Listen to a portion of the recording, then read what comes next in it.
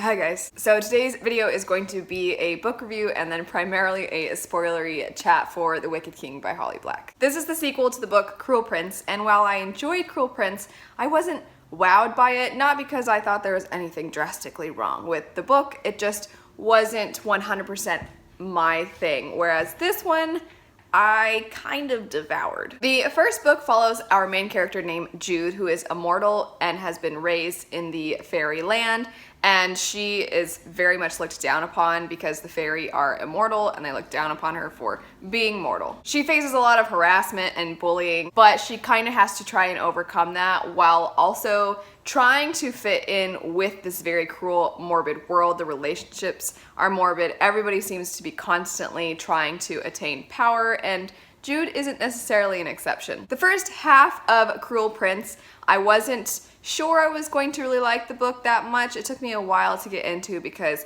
it's kind of centered around Jude's hardships, whereas the second half, I don't want to spoil anything, but there is a lot more scheming and political intrigue involved. And that is why with this one, I was so into it, because that is primarily what this one was. I also thought as a sequel, it did a really nice job of seamlessly tying the first one into the second one. Holly Black brought things back from the first one into this one, those small details that kind of make the series cohesive. Okay, getting into spoilers now because I need to talk about this book. I was expecting to be entertained given how the last one left off. I was expecting there to be a lot of scheming. I was not let down. I thought that this book, every expectation I had for it, kind of, it was just, it blew them all out of the park, the water, that's what I was saying, it blew it out of the water. It was, the level of scheming from the very beginning was there, and I loved it. I also just liked Jude way more as a character in this one. In the first one,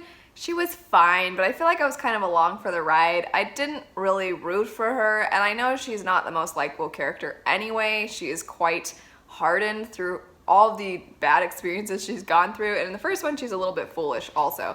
But in this one, there was just something about her that I for sure wanted to root for, and I really wanted her to be successful. I think it was the fact that, as this book kind of in your face illustrates, getting power is one thing and then maintaining power is another. And her trying to maintain that power, I think, was just so much more of an investment. I also was pretty surprised at that ending. So I knew, okay. So in this book, I was expecting a little bit, even though I actually do think that Holly Black has illustrated a very cruel, wicked, scheming world so well. In this one especially, I think more so in this one than in the first one.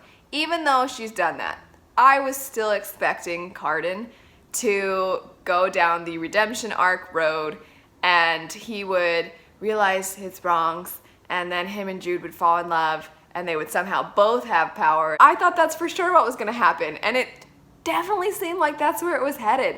And then he banished her, and that blew my mind. I normally like to sit and think about books before I review them, but I didn't want to do that with this. I just wanted to talk about it. I just want to talk about it with somebody, because that ending, can we just talk about that ending? Who saw that coming? There's a part of me that was thinking, okay, probably shouldn't trust Carden. He's got something up his sleeve, but then I'm like, but does he? Because I feel like he's into her and she's into him, and things are gonna work out. It's just gonna work out that way.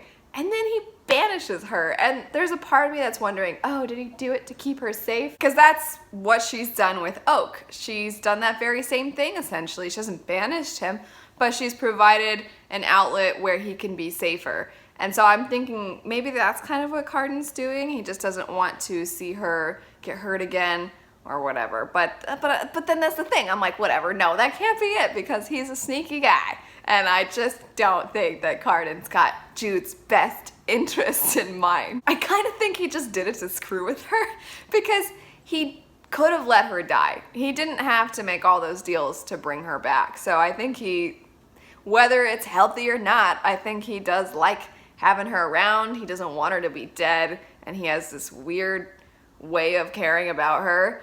but I also think he enjoys the game of screwing with her, and he likes that constant power struggle and the power dynamics between the two of them. So I think he's just totally messing with her. What would have happened if she hadn't admitted that she had killed his brother? Because then what? If she had lied, he couldn't have just banished her for no reason. Maybe he could have.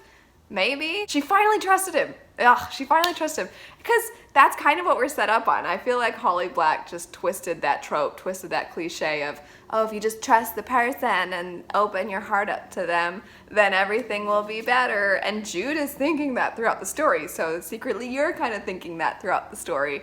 And then Carden's like, no. Can we all agree, though, that in the third book, when Jude comes back, because the third book's not going to be her just hanging out in the mortal world, going to the mall and eating ice cream with her sister. She's going to go back. And when she does, can she get rid of Locke and her other sister, Taryn? Can she get rid of them? They're the worst. There's a part of me that thinks like, oh, just poor little Jude. She finally has her sister back, and that's kind of her weakness, is that she loves her sister and she has nobody else who's normal. And so she latches on to that former relationship, that former bond she had with Taryn. But that chick is, I mean, first off, she let her sister be tricked by the guy she was going to marry. And that's already a crazy messed up thing to do. This is why when people are upset with Carden and Jude, I completely understand if it's not your thing, but a part of me is like, look at the relationship with her sister. That relationship's super messed up. And in this one, she still wants her sister back. And am I the only person that's like, no, that sucks. What a sucky sister. Why do you want her back? I get it. I get it. She has nobody. She has nobody. But is that person really worth having? And Locke is just a tool. Her sister's stupid. Her sister sucks.